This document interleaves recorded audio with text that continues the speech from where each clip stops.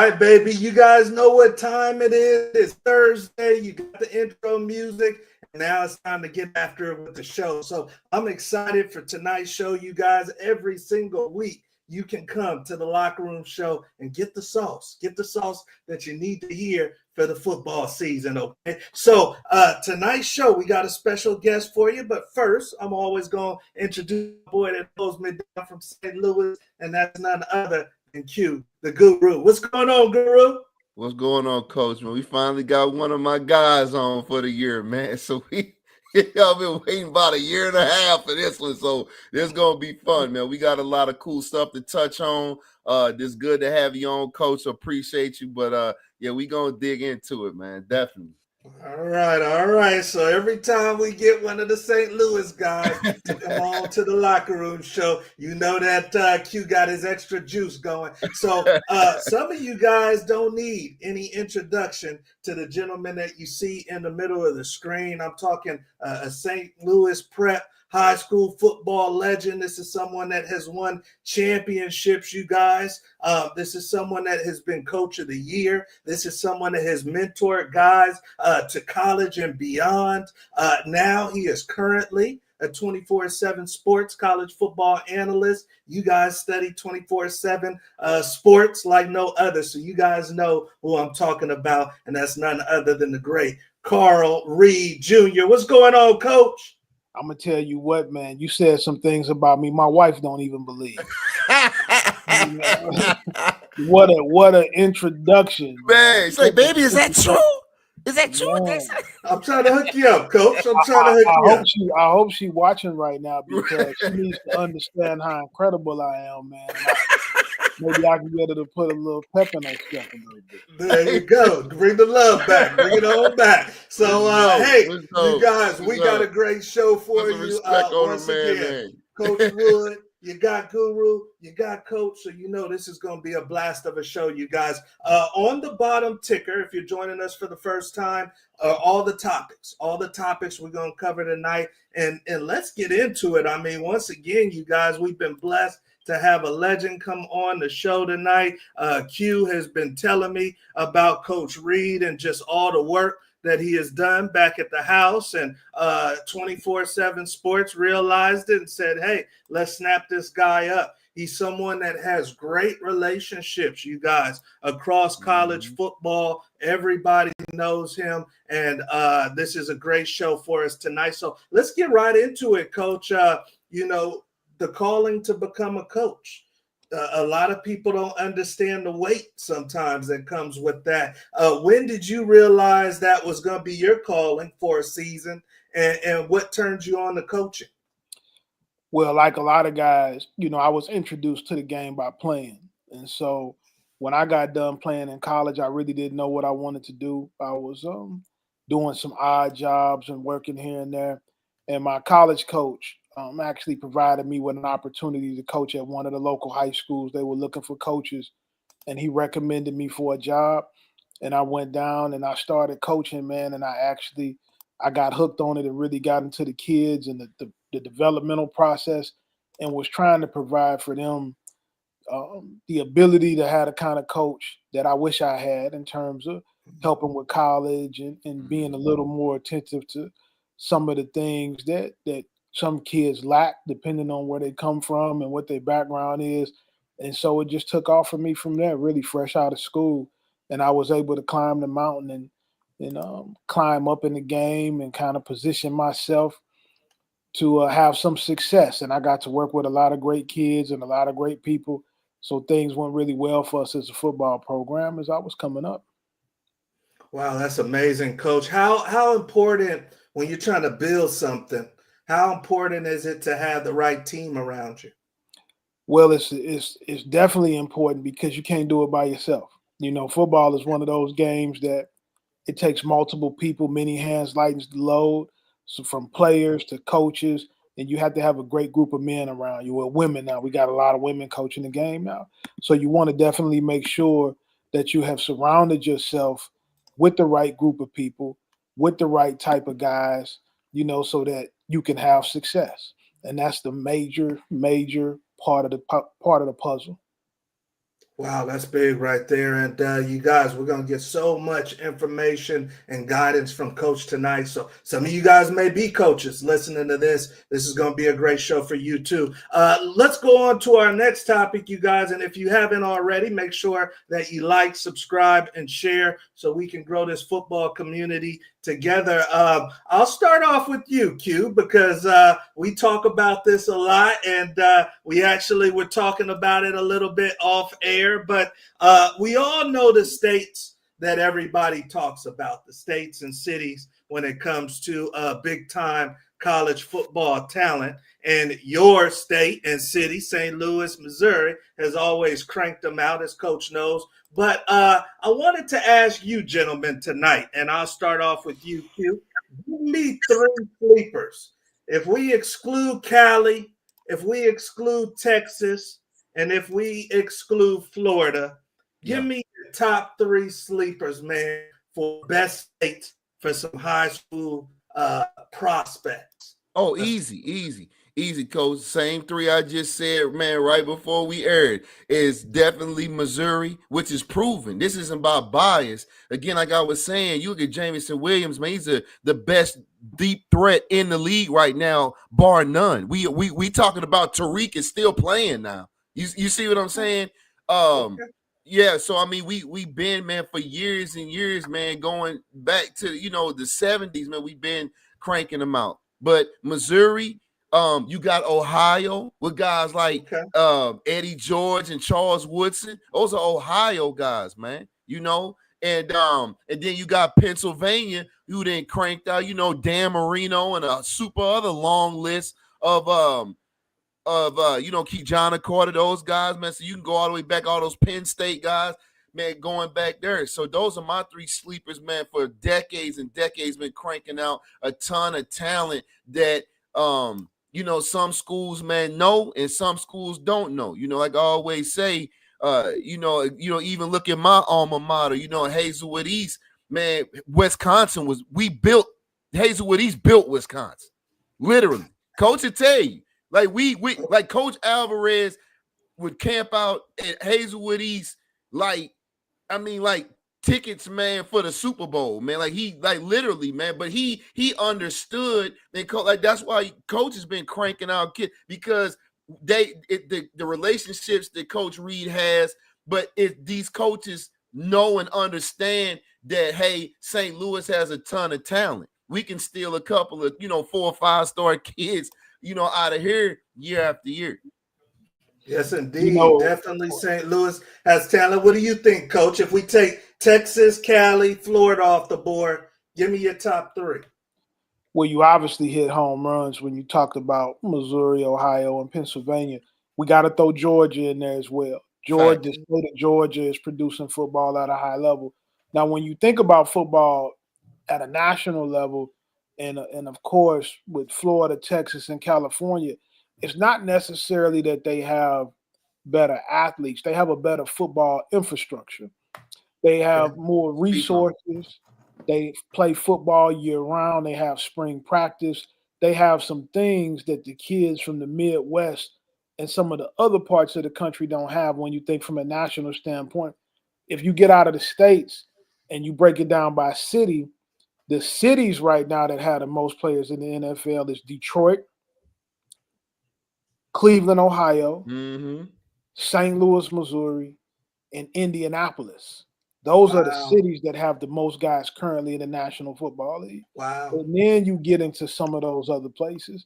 So when you really break it down and you really look in the numbers and what they actually are, it's a lot deeper than what meets the eye in terms of just looking at it from a sky view. That's big right there. And as we all know, a lot of those recruiters want to get down south to Mississippi, Louisiana, to get some of those boys in the trenches. I'm sorry, Coach, I mean to cut you out. I'll give you an example. This past year, if you can go back to my East St. Louis Flyers, man, I got homeboys out there, man. Shout out to Coach Gregory. Man, now these kids right here, East St. Louis Flyers, Illinois state champs, been getting it in.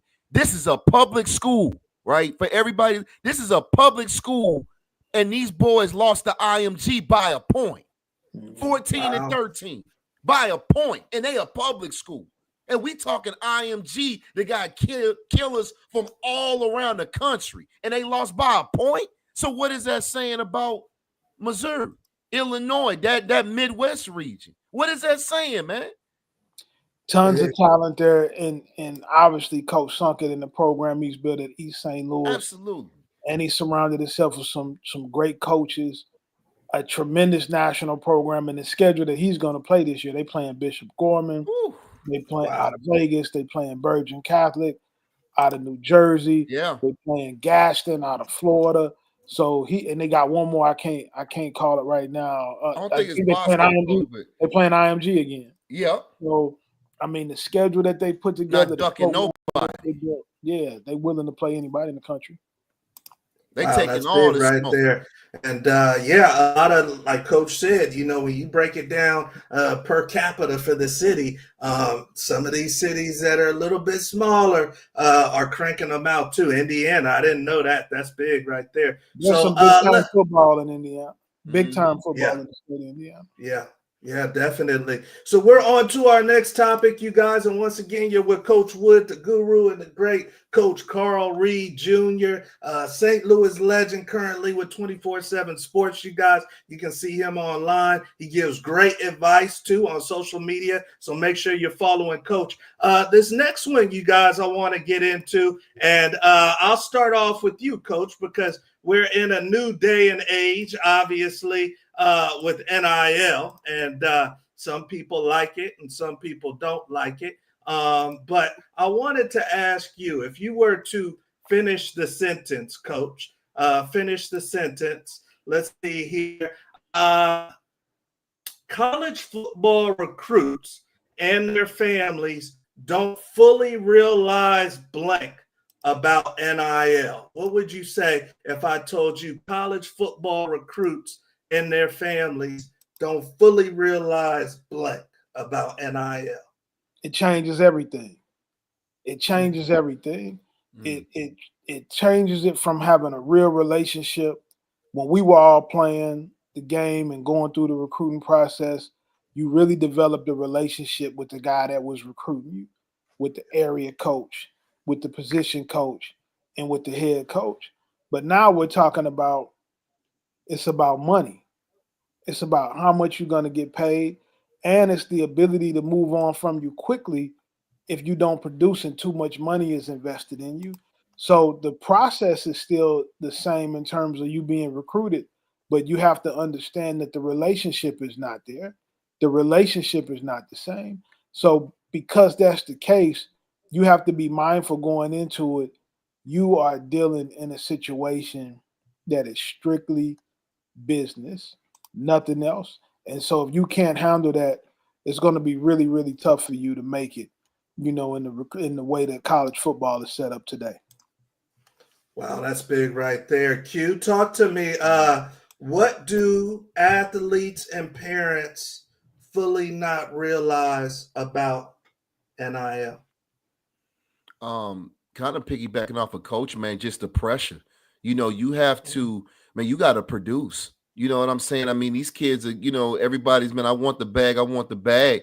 I mean, you got to be right out the gate. Matter of fact, Coach, we were just talking about that on the last episode about coming in as a freshman and being prepared. So if you're a 4 or 5 star kid, like you better come with it right out the gate. As soon as you get your playbook, that has to be digested, understood, and you executing with upperclassmen because you're a 4 or 5 star kid and you asking for the bag and you got 4 dealerships and Pizza Hut and everybody else that's giving you this money. Well, if you are back, we're going to need to see 1,300 yards. You see it right off the bat as a freshman. So there's no incubation period. You see what I'm saying? So that's what I would say is the key word, man, is pressure. Okay. What I tell guys all the time is that if a college coach pays you, he's going to treat you like he bought you. Mm-hmm. So you have to keep that in mind, and it's going to be some production. You can't want the money and not want the pressure. Comes with it. So if you want to be paid, that's fine. But now I got to treat you like a professional. Mm-hmm. That's Let the me key, ask coach. you this, Coach. Whose job is it to prepare this young man who is fresh out of high school to be ready for that type of relationship? Maybe I've never even had a paper route, you know. Whose job is it? Is it my parents? Is it myself? Is it the school that I go to prepare me to now have this kind of employee-employer relationship? Most importantly, it's yourself, because you're the one who has to do it and you're the one who has to go through it. Now, the problem with that is you're only 17 or 18 years old when you enter into a man's world. It's a man's world now. Most of the time, your parents don't have the knowledge, the education, or the know-how to guide you through what that process is. And your parents are also an advocate for you. And they're not always realistic about where you stand and what it is that you're going through. And so you have to have an extreme amount of self-awareness as a player. And you gotta put your hands out there and realize, if they paying me and paying for my school for me to play football, the expectation is that I play good football. And so many guys get caught up in everything else. They get caught up in the money. They get caught up in the atmosphere. They get caught up in the campus life, the girls. But understand this totally. You there to play football, and you better play it well. Yeah. Say that again, Coach. I love it. That's why you guys come to the locker room. That's why you come to the locker room to get the real deal. And Coach is gonna give it to you real. They don't like you because you're handsome. They want you to score some points. Don't get that twisted out there, you guys. So we are on to our next topic, you guys. And this one was a little bit interesting. And we'll start off with you, Q. You know, we got an all-conference performer here, a legacy athlete. And it looks like the Combine said, hey, about 300 athletes, but we don't need no Shiloh. We don't need no Shiloh. And I wanted to ask you, Q, when you look back at this, I mean, obviously they made this this judgment for a reason. Was it because of the play this season? Was it because of the Shrine Bowl performance?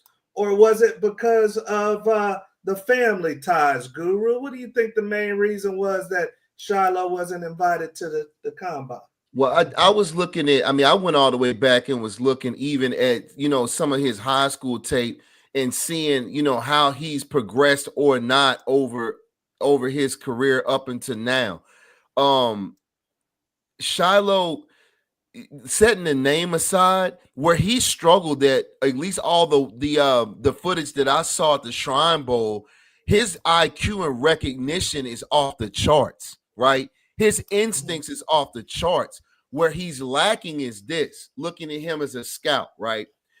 You're looking at intangibles first. He's not like Cam or a Steve Atwater that's a 6'3", 220 corner. I mean, safety, rather. I apologize. So, so like a 6'2", 6'3 safety. They got him measured out at about 6 foot. Shiloh's probably about $195 at the most. At the most, right? At that size, which can still be a decent safety size depending on where he goes in the defense, but he can't. He lacks in coverage, right? He's not a ball hawk, so he doesn't have the physical presence.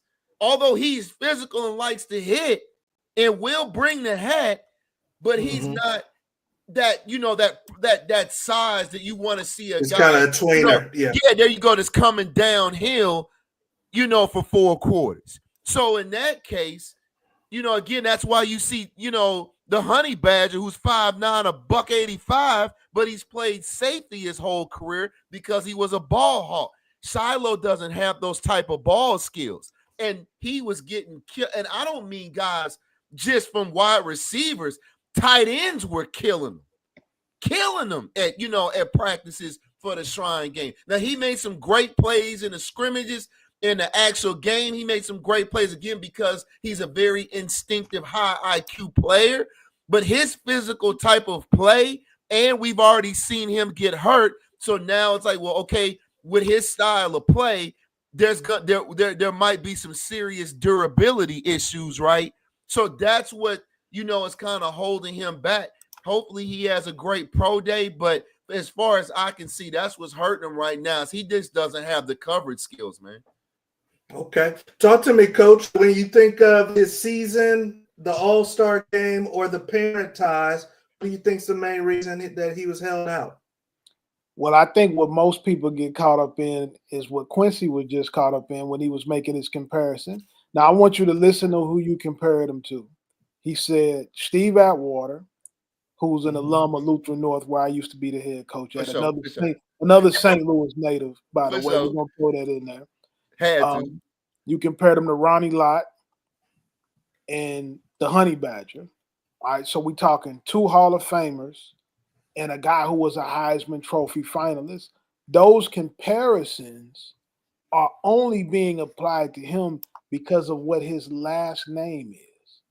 If you take his last name out of the equation, you're not comparing him to Hall of Fame guys. You would be treating him just like a regular safety that plays college football. And if you can make that comparison, he's one of the best safeties. He's one of the best 10 to 12 safeties in the country, and he should be in the NFL Combine. But because of what his last name is, it works against him in this because he's scrutinized. Name one other player from the Shrine Bowl that had the camera on him the way that they had it on him. Also, just listen to what you said.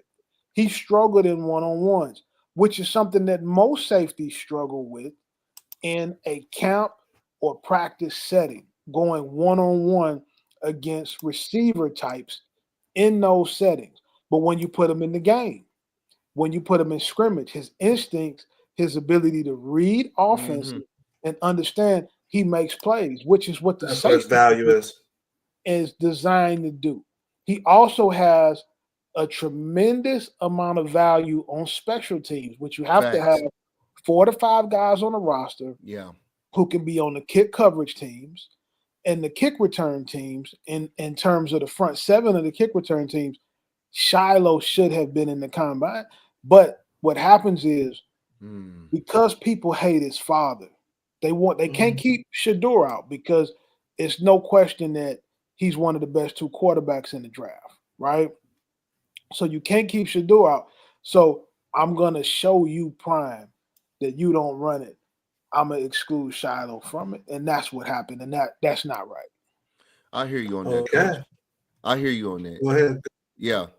No. I mean that I can agree with that because it's just, but you got to know that going in, right? I mean, my pops is a gold jacket guy. I'm gonna always be held to a higher standard. So I guess, So I guess my thing is, among great players, always try to work on their weaknesses. So there's one of those things where, I remember I was fortunate enough when I was in college, I stayed in constant contact with Rondé, and he showed me how to break down tape and really, really like truly sit down and critique yourself. So I guess my only thing is, with your pops being who you are, and that that's your weakness, how is that not, maybe been worked on maybe a little bit more to, to improve on that? But you can't say that hasn't happened, right? Because you don't know, because you're not there.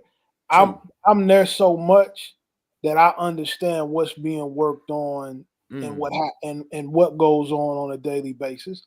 But you can't talk out of both sides. You can't say his strength is play recognition, right? And knowing where to go with the plays, and then on the other hand, question whether or not he watches film and studies the game, because he does do those things. And so regardless of how people feel about his dad and who his dad is, that still doesn't have anything to do with him as a player. Just because your dad is great at something doesn't give you everything that you need to be successful, right? So the comparisons and the attacks on him, think about what everybody says about him. They say, because this is your dad, then you should be able to do this, or you should have the desire to do this, and this. And no matter what he does, no matter how hard he works, no matter what they do, they get questioned because of it, because people want to point the finger at Prime. Yeah. Yeah. And Jimmy saying, how can he work on who his dad is? Yeah, that's one of the blessings and the hard things. You get perks and you get things that are a little bit tougher sometimes when your dad is a celebrity. So, and an all-time great, So very interesting, you guys, and thank you for your opinion on that. We are on to our next topic, ripping and running through the locker room show with the great Carl Reed Jr. You guys can see this guy on 24/7 Sports. Tap into his social media, tons of gems that he shares with people on a daily, you guys. So I want to get to this next question, Carl. We'll start with you because obviously you're living this life. The coaches that you talk to, when it comes down to the huddle film, when it comes down to the summer camps on their campus, when it comes down to recruiting rankings, and when it comes down to maybe a referral or a talk to the prospect's head coach, what do you think is the highest on a college recruiter's radar out of these things right here? Is it the huddle film? Is it the 7-on-7? Is it the referral from the coach? Is it the recruiting ranking? Or is it the college camp? How would you order these? You're missing the most important thing, right? Okay. The most important thing is genetics, size and speed, right? The part size you can't teach. You have to meet the size and speed criteria to play the position, right? Then we can talk about the tape. But first, you have to be able, if you're an offensive lineman, you got to be between 6'4" and 6'8", 280 to 340 pounds. You got to be big enough. You can't be 5'11". You can't be barely 6 feet. They're not going to recruit you, right? Quincy played with this guy that I'm about to name, but arguably the best running back to ever come out the city. One of the top three for sure. Man. The best one was Tony Van Zandt, right? But then after that, you got to go Ricardo Rhodes. Yeah. Right? But Ricardo Rhodes at 5'5", 5'6", he has one offer, the University of Missouri, the local school take him. And they still, because of his size, really didn't give him a real opportunity to go out there and showcase. He ended up being a great and dynamic kick returner, but you got to be big enough. And so that's something that's out of your control. Yeah. And if you're a smaller guy, you have to have elite speed. You got track speed. I'm talking about, can you win state in the 100, the 200, the 4x1, the 4x2? Yeah, Tyreek speed. Yeah, there you go. Tyreek speed. Do you have that type of speed? You have to have that. It doesn't matter what your head coach says. It doesn't matter what your 7-on-7 coach or your trainer says. If you don't have the size, if you don't have the speed, and if you don't have the plays on tape that justifies that you're a prospect. I see a lot of really good high school players all the time, but they're 5'9". If you're 5 foot anything, you have to have special speed. You have to have something else that is tremendously special, for you to be able to get a shot to play at the Division I level. If we're talking Division I football, and we got to be more honest with kids about that. Now, one good thing about the transfer portal is you can have a guy like Cody Schrader, who I thought was a great high school player, but Cody was 5'8", and Cody was a slower guy. He ran a 4.8 at camp, but he was a dominant player on film. He went Division II and dominated that level, and he got the opportunity to go to Mizzou and show what he could do. He ended up being the SEC Offensive Player of the Year. But he's special in terms of his work ethic. He's special in terms of his toughness, of his heart. He could have played back in the old suburban North. He had that type of toughness and character to his game. Yeah. So I think a lot of kids and parents, they make excuses for why they're not being recruited. And it's hard for some people to accept that, man, there's some players out here that are just better than you. Yeah. There's some guys that are – I have the luxury of being able to see guys throughout the whole country, and you see guys from everywhere.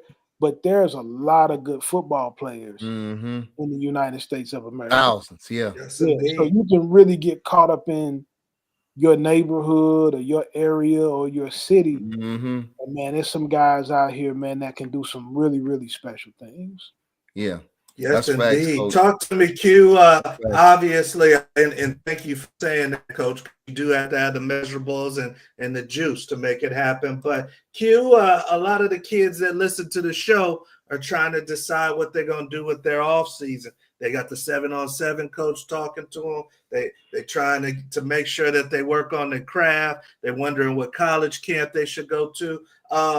After having the measurables, how would you rank these in the eyes of a college recruiter? I would probably say, once you get past those, the intangibles, I would say the film. I would say the huddle film. As coach, it mentioned after the intangibles. I would say that. Let me see, coach. I would say that. Then I would be looking at the head coach referral, because now that I see, okay, well, this kid has the intangibles. He can make plays. What type of personality are we dealing with? Who's hanging around him? So, as I always say, all roads for you going to school, in a lot of cases, as far as outside the gridiron, all roads usually go through your high school coach, right? And a guy. And here's the thing: you want your kids to have a coach like Coach Reed, because if your kid has character issues, coach not gonna lie for you. Right?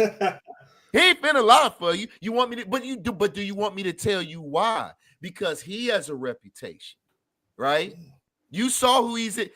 This man has sat down with the Sabins and and all these coaches, man. So it's his reputation. So if you think he's gonna coach your son and lie about if he's a problem off the field, even though he might be a monster on the field, well, that's not going to happen. And no great coach is going to do that, right? It's even deeper than that, though, right? Because what I used to always tell my players and their parents is, I'm going to tell every college coach the truth. And if you want me to say something different, then you need to do something different, right? Right. I can remember a time I had a bunch of college coaches in my office. It was probably 17. And this is a huge who's list of the very best coaches in America, the guys that you watch every Saturday.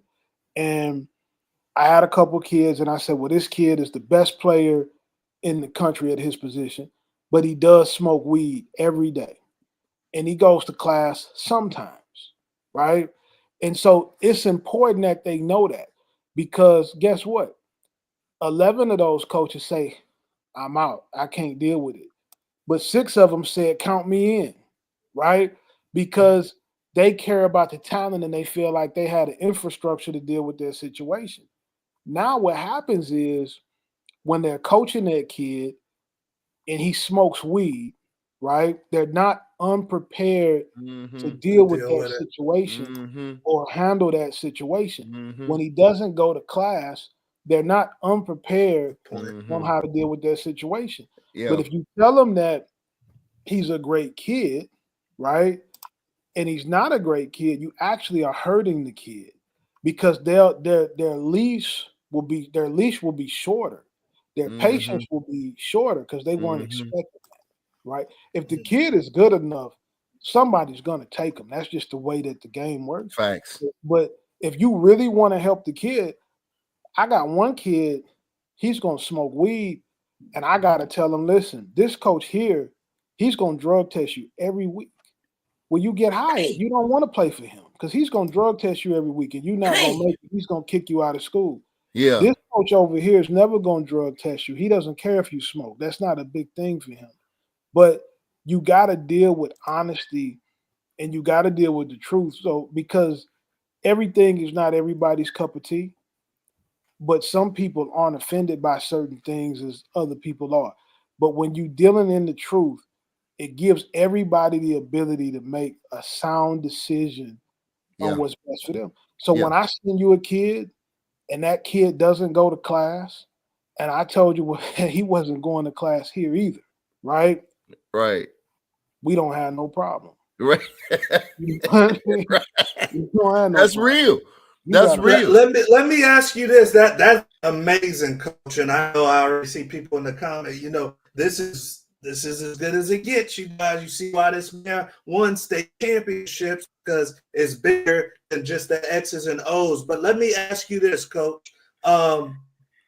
When you were coaching and you had that dynamic with that kid, how do you determine if he's worth saving? They all worth saving because they're kids. You know, so the high school coach in me is always going to do everything that I can do to try to help them be successful. For me, it's not a talent thing. I mean, look back at your own life. What if somebody quit on you when you were 15? Yeah. Right? Yeah. What if That's real. somebody quit on you when you were 17 and you made a mistake? Or academics weren't important to you then? How many stories do we know of guys who academics weren't important? E.T., one of the greatest speakers, orators Yeah. of our generation, Yeah. was a high school dropout, and now he Facts. has a PhD, right? Facts. Amen. So different people get different things at different times. And so my job, you know, as a coach is to love the person and try to do everything that I can do to help take them through the journey. And they all don't even love to play football. Sometimes they just playing so they can be around positive leadership and friends and other great teammates. So for me, I was always going to try to help carry them through the situation. Amazing, coach. Coach, Right I there. like what you said. I just wanted to just circle back around and just touch again, Coach. That was some serious sauce, man. Look, whoever's watching, like if you didn't catch it now, man, write it down and run this Run it back. back. You know, run this back definitely and listen to what this man is saying. Because of, you know, the first thing I thought about, Coach, when you made the comment about this really being real with these coaches that are recruiting, so they know what they're getting. That way, it's no discrepancies. You go back and think about all those Miami teams. Jimmy Johnson knew what he had. He knew them boys was smoking. He knew, But you he know what I'm saying? also started off by saying he's the best in the country. So coach was keeping it utterly real. He's saying, I believe in this kid as a player. You know, Yeah. I like him as a kid, but this is the real with him. Oh, no doubt. So you know, I could see a lot of coaches just saying, I know he smokes weed. I'm not even gonna give him any kudos, or I'm not even gonna mention him. You know, coach is saying, hey, I think, and I think that a lot of that is preference, because there are some coaches who feel like if I lie for this kid, or I don't, or I push this kid and he fails, they're not going to recruit anybody else. So let me put it like this. They think if this kid goes to this school and he fails, they're not going to recruit anybody else. Well, to be honest with you, most schools will be lucky if they even have one guy that's good enough to go. So you got this guy, right? The second thing is they will come back as long as you tell them the truth, right? You owe them the truth. That's all you own. And once you told the truth, then it's They got it. Yeah, it's it's out of on your them. hands. Yeah. The only time you're gonna have an issue is if you prove to not be a trustworthy person in the process, because there's all kind of reasons why a kid could be having issues. What if the kid don't have a father in the house? That's an issue. What if his mom is working 2 jobs and he's responsible for helping raise his brothers and sisters? He's basically raising himself. That happens. That becomes an issue, right? There's a lot of things that can go on at home that can put a kid on the path that he's in, and we don't really know. And so I think that you, instead of just throwing people away, you need to pull the curtain back a little bit, peel the onion back a couple of layers, and kind of understand what's going on with the kid, and then decide if you can deal with it. Because I knew as a coach, I could really deal with anything as long as the kid was willing to come every day. My major thing was to all the kids was my number one requirement is come to school every day. And once they entered the school building, I knew that we had a chance to have a positive impact on. Yeah. Coach, let me ask you this. Let me ask you this, and well said on that, by the way. Let me ask you this, because I guess at what point, say for you gave, for example, if you have 17 coaches, 11 walked out, and 6 was like, hey, he's a killer, let me get him, right? But it's one of those things on that level, just to get your opinion, at what point do you stop, looking at focusing on the talent and the W's, right? And really start focusing on that. And where I'm going with it is when you start think about it, when you look back at that 2007, 2008 Florida team, it was like, well, damn, how many times did Urban Meyer turn his? It's like he turned his shoulder on the whole squad. Because as they became men, you like, damn, half the squad been up under federal investigation. Maybe because of that fact that he turned his head because we were just focused on winning and we didn't care about weed and nothing else. That's fun. And you had pure killers from top to bottom, but at what cost? So it's levels to it. I was a high school coach. So as a high school coach, I'm still in the developmental stage of life. Mm. Urban Meyer is a great man. First of all, I love Urban Meyer, and he was always honest during the recruiting process. When you are coaching in an environment where you're competing for national championships and they paying you to win, then man, they paying you to win. Yeah. Right. Yeah. So his situation is different. And I think that people think just because you let a kid play that gets in trouble, it doesn't mean that you didn't do anything. It doesn't mean that you didn't try to help him. Yeah. It doesn't mean that you didn't try to educate him, that you didn't try to change his behavior. It only means that you allowed him to play in the game. And most people say, well, you shouldn't let him play. Well, when I don't let him play, I'm guaranteeing you that I'm not giving him a chance to make it. He needs to be around me in the program to have his best chance at success because we're trying to change behavior. So on the outside, they want you to bench the kid and they say, well, you let the kid play. Mm-hmm. I didn't turn the other cheek. I just let them. You have no idea what I did to punish a kid when they got in trouble or how they handled it or how I handled something. And I may have took something from him that he actually cared about more than football. Here's another thing that people don't understand. Every kid that's a good football player doesn't love to play football. So sometimes if you take football away from them, they don't care. That's a good point, Coach. Damn, and that's you a good just walking point. them down and playing. Every great player don't love to play the game. Players walk away from football all the time. Yeah. Right? So a lot of times people want you to do things to kids for their own benefit. They don't want you doing that to their kids. See, when it's somebody else, everybody wants them to be punished. But when it happens to their kid, they want forgiveness and understanding. These facts. Right? Yeah. So it just depends on what side you on when the kid does whatever he does. But I'm going to try to help anytime there's a situation. Man, that's a good point. Damn, Coach.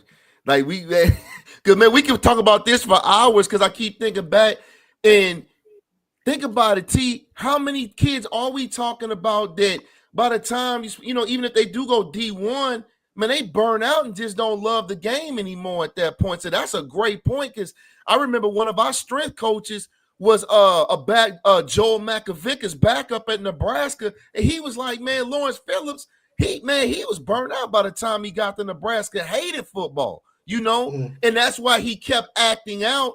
And Coach Osborne kept trying to do so much to keep him on the straight and narrow up until the point making him letting him live with him, right? Because Lawrence, he didn't even love the game like that anymore. He was just so cold, but he was just there. So that was a great point. Great point. So nothing penetrated. No, that's great, you guys. And you guys are getting it tonight. I told you you would. So it's a good thing you showed up. We're on to our next topic, you guys. And this is going to be a good one. I already know it. We are on to the lightning round, you guys. The lightning round is where we put our guests through our version of a little word associations. going to put Coach Carl Reed Jr. through a little word association game. And I think I got a pretty good list for Coach. We're going to see how his. Let me stop and put my stopwatch ready and see what we got for the great Coach Carl Reed. All right. So the stopwatch you guys are set is 0. I'll never cheat a St. Louis Cat. And we got a good list for Coach. We got a good list. So 60 seconds, Coach. And we need the first thing that comes to your mind. Unfiltered, East St. Louis style. First thing that comes to your mind when I say a name, a place, either or, and you got 60 seconds, okay? 60 seconds, and we're going to get it rocking and rolling with the great Carl Reed Jr. All right. You ready to roll, Coach? Yes, sir. All right, now those joining us for the first time. Dinner now, Coach. You know we get it now. Dinner on it, Coach. So we tell them the grand prize. See, he started smiling. So the grand prize, Coach, is the dinner on the locker room show. If you can get to 15 or higher, then you got a dinner on me and Q. I don't know your favorite spot in the Loop or wherever you're living, but it's a dinner on the locker room. You got to get some toasted raviolis, boy. Y'all know about toasted ravioli, boy, to change your whole entire life. I don't know nothing about that, Q. Okay, well, we might be buying Coach some ravioli. Toasted raviolis, trust me. He gets one for Tech-Delay, y'all. One for Tech-Delay. So even 14, he's in the mix. All right, let's go. First thing that comes to your mind, Coach. Number one, Lutheran High School. Go. Greatest academic institution in St. Louis. Salsa or guacamole? Salsa. Best player you ever coached? Ronnie Perkins. Deion Sanders. Love. Jaden Daniels or Jordan Love? Jalen Daniels. Dominoes or craps? Say that again. Dominoes or craps? Craps. Trip to Vegas or trip to Miami? Miami. Jamison Williams, 48 seconds. Speed. Ezekiel Elliott. The truth. Favorite football movie? The program. Time. Give him the program. All right. And I'll give him one more for the road. You going soft shell tacos or hard shell with your tacos, Coach? Hard shell.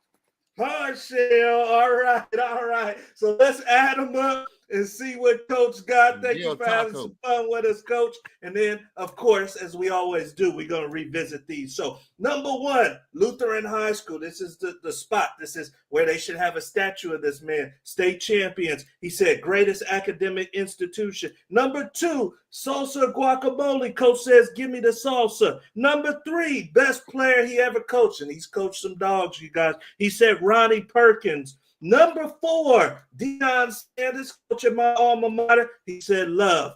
Number five, Jaden Daniels or Jordan Love. He said, give me the young buck. Give me Jaden Daniels. Number six, dominoes or craps. Coach said, give me the craps. Give me the dice. Number seven, trip to Vegas or trip to Miami. Coach said, put me on the beach. I'm going to Miami. Number eight, Jamison Williams, great St. Louis product. He says speed, Detroit Lions superstar. Number nine, Ezekiel Elliott, another St. Louis product. He says the truth. Number 10, favorite football movie. Coach says the program. And number 11, he's going with the hard shell tacos. So with the Tech-Delay, Coach has 12 or 13. Coach has 13 with the Tech-Delay. And we appreciate you, Coach. I think the one that got you was the best player one, and then the Jaden Daniels, Jordan Love. You went a little bit. You cranked out that many killers. That's tough, man. That's tough one. So we appreciate you, Coach, and we are on, you guys, to our last segment. That is the Q&A segment of the show. If you're joining us live, feel free to put a question for Coach in the comment section. But I know, Q, you got something for Coach. Definitely. Coach, man, man, so you've been so well traveled, man, and met with so many great coaches. I guess, man, for the high schoolers, do you feel like it's it's too much emphasis on the stars? And we touched on this before, but just your opinion, do you feel like, because we've seen a lot of 5 stars not live up to that, and then we've seen some 2 stars and they in the Super Bowl. So what's your opinion on that? Well, my thing about the stars is that the vast majority of players that are playing high school football are not star worthy. And so when you start to think about the guys who are playing for stars or playing at that level, you're talking about a very small group of kids. And what happens is when it's a very dangerous thing when you are talking about something 90% of the time that's only applicable to 5% of the kids, right? And so I think that it really hurts kids. It really makes them place their value on something that they can't control, because everything at that level is for you to try to, who can play in the SEC, who can play in the Big Ten, who can play at the highest level. Yeah. And just most kids aren't able to do that. But it doesn't mean that they can't have tremendous amount of success. You don't have to go to the NFL to buy your mom a house. Facts. You don't have to go to the NFL to be successful in business or be successful in the sport of football. And I think a lot of guys put their worth in that. A lot of guys put their goals in that. And I think that they're tremendously misguided on how they're going to go about what they're doing. And it's just something that I wouldn't worry about if I was them. Good point right there. We got a good question right here from Miss Jennifer Moore. Thank you for joining us, Jennifer. Going back to the burnout discussion, is there a way, Coach, for the coaches or the parents to avoid that with their kids, especially this offseason? Yeah, when it's not time for football, leave them alone. So I coached 2 of my sons. My sons also played for me, and they both played college football on scholarships. And when we weren't actively doing football, we didn't talk about football at home. When it was time for vacation, it was time for vacation. Yeah. Right? Yeah. When it was, there's a time like we had practice. When we had practice, it's time to work. When we had school, it's time to work. When we got to go to an exposure camp, it's time to work. But when we're not doing those things, they can be. It's okay if they play the PS5. It's okay if they go to the movies with their girlfriend, or if they go out with their friends and just be a kid. They don't have to do football year round. They need to hit the weights and work on their speed and things like that. But most of the time, it's a tremendous amount of pressure on them to keep something up for 365 days, and you just don't have to do it. If you're not a legitimate prospect, you training for 3 more weeks is not going to change. It's not going to move the needle for you. And if you are a legitimate prospect and you take those 3 weeks off to heal your mind and your body, it's not going to stop you from being a prospect. So I just think the emphasis on it, you have to allow those kids to be something else. And most of the time, it's not actual burnout. They really don't all love to play football, right? Amen. Especially when football crosses the threshold from being fun into the business part. Yeah. Because you guys both played college as well as I did. When you had that first moment, when you like, whew, I don't know if this for me. Like, why am I doing it? Everybody has experienced that. So when you get to the point where you had that first conversation with yourself, that's what it is. But I think that a lot of parents, I think the burnout is the parents' fault, because they don't leave them alone and they talk to them about football. Think about it. Every day is offer. Kid go to school all day. He practices, he plays, and then he spent all night DMing coaches trying to get offers. You're not even giving yourself, you mentally abusing yourself. Yeah. That's a good point. That's big right there, Coach. Well, let me kind of piggyback off of that, then, Coach. Then, what's your opinion on, which I totally agree with you, but and T and I talk about this a lot. Would you agree in some cases that it's an overemphasis in regards, especially with the skill positions, with all of these 7-on-7 camps and leagues and tournaments in the off season? Yeah, I'm not really into that. I wasn't a big fan of that. Yeah. Like when the football season was over for us, a lot of my guys played basketball. Mm-hmm. I made the skill guys run track. Yeah.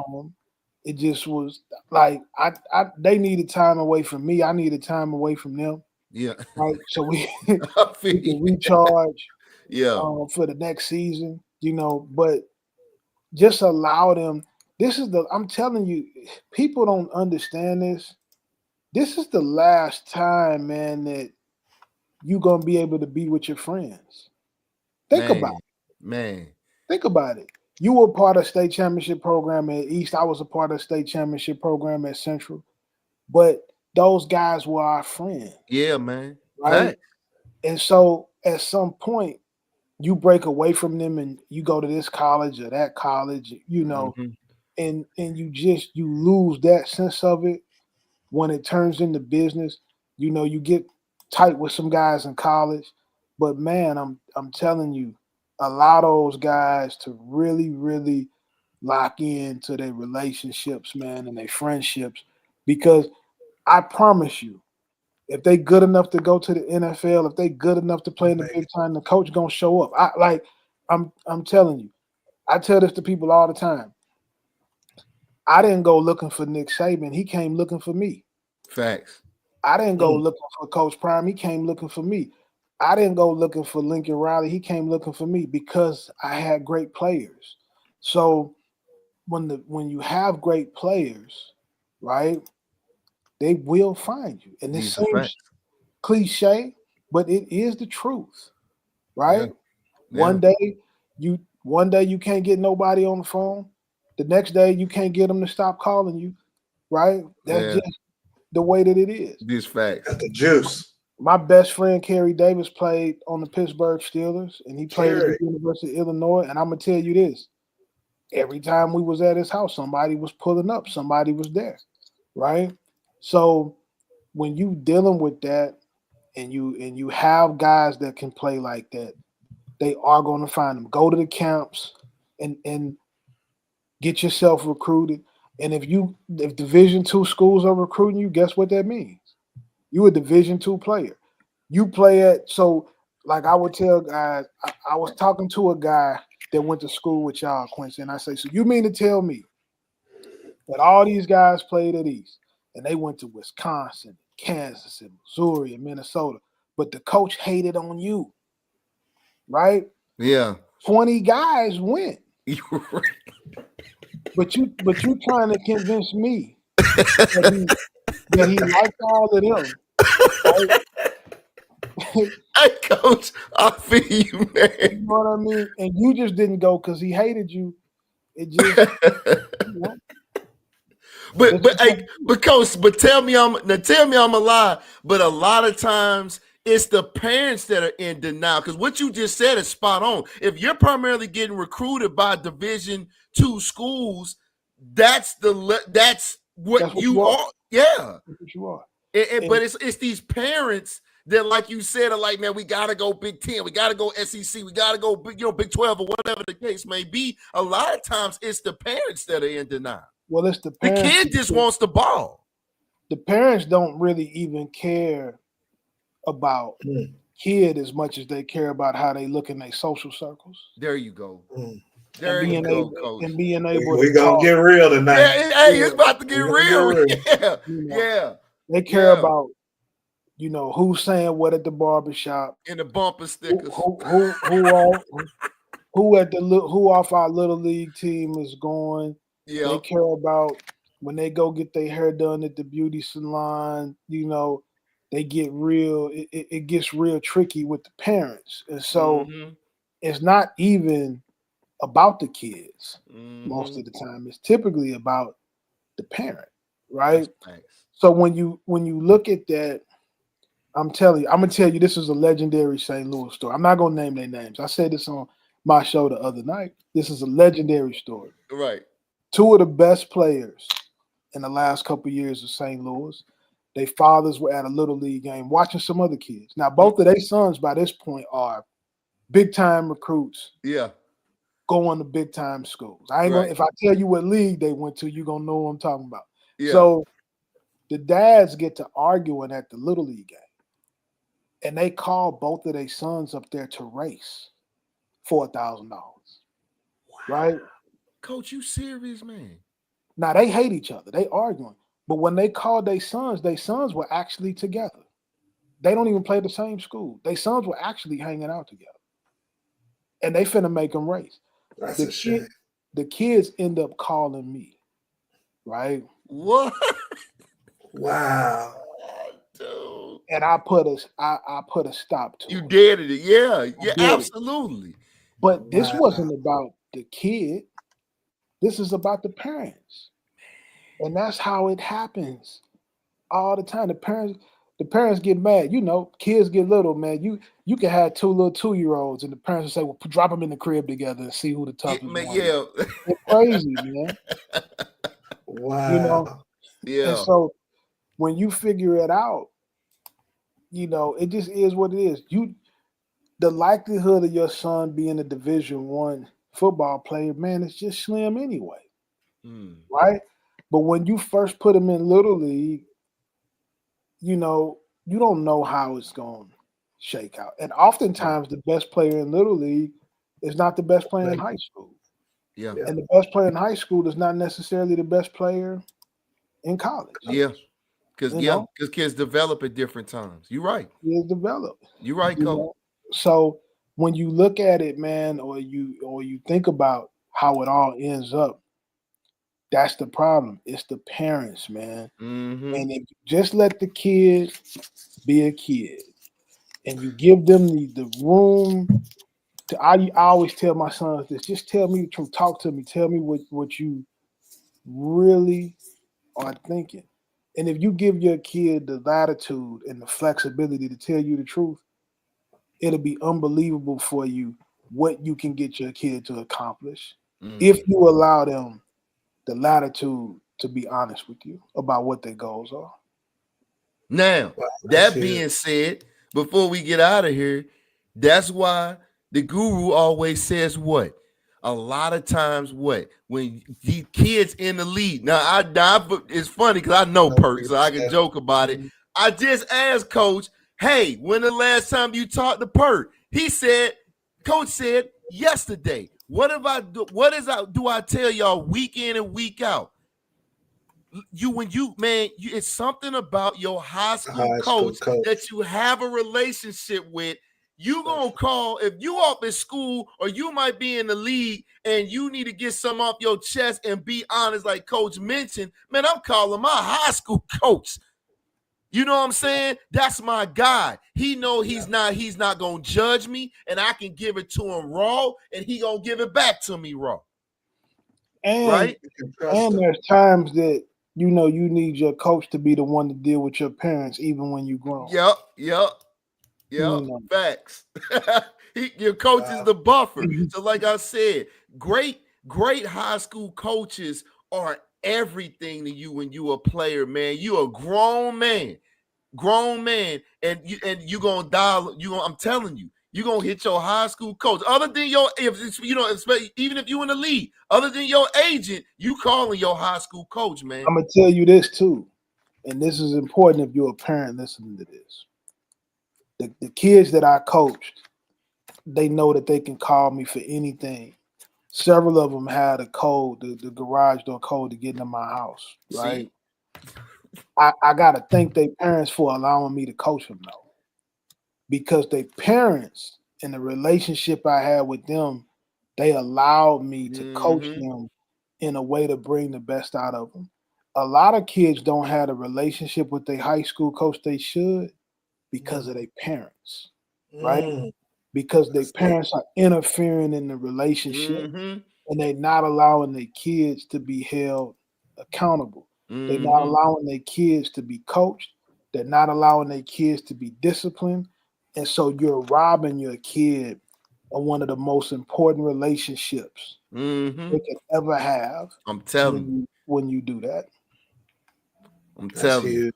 That's huge, you guys. That's the coach, man. It got called probably 2, 3 o'clock, 4 o'clock in the morning, man. But at least you're hearing it from a great, great coach. At least y'all know the guru not lying.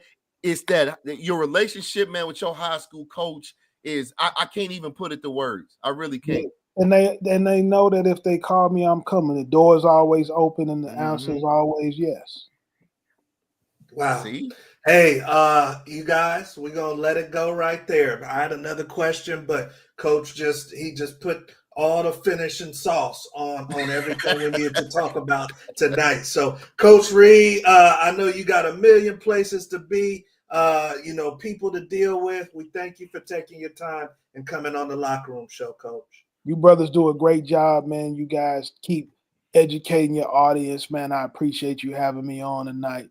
God bless you, man. All right, Coach. Appreciate you. There you go. Oh, so, hey, you guys, it doesn't get better than that. That is the great Coach Carl Reed Jr. You've been talking about him for a while, man, and I'm impressed.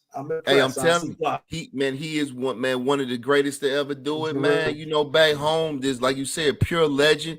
But again, it's things that were said tonight that as a parent, I'm gonna say it for the third time. You're gonna have to run this one back. Among all of them, of course, we want subscribe, hit the button, check absolute. But this one, you got to, as a parent, especially, run this one back. You got, because it was so much sauce given in regards to sometimes parents.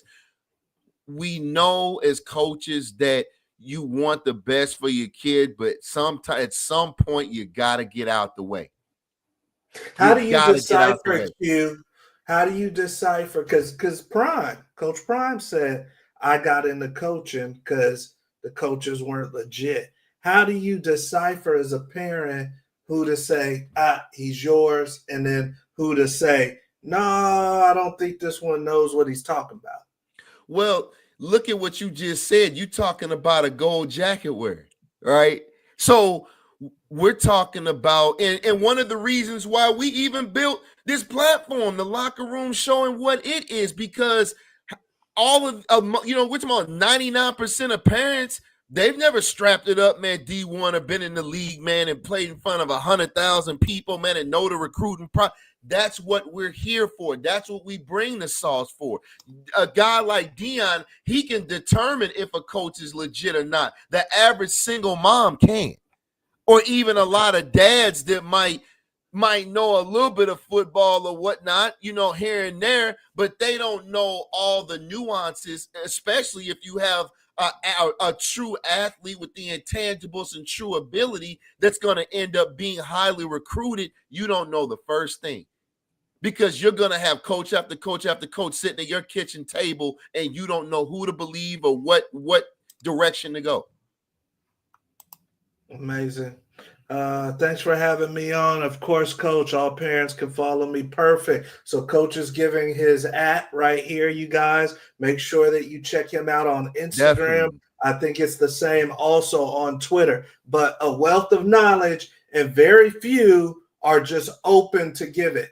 Very few are just open to answer your questions. He's one of them, you guys. He's one of them. So even if you got a question about recruiting, transfer portal, something like that, you don't have a coach like him that's always open 24/7, reach out to Coach Reed. So you see him at Coach Reed Live. He's there for you guys. But tonight's show, just like Q said, you come to the Locker Room Show to get the real. This isn't about stats. This isn't about fantasy league. This is about how to further you in the football industry, you guys. So hopefully you guys enjoyed Coach Reed. I know you did. Q, anything for the good people before we get out of here? Man, again, hit the button, subscribe. We bringing more sauce next week. You just going to have to see who we got, but we bringing heat.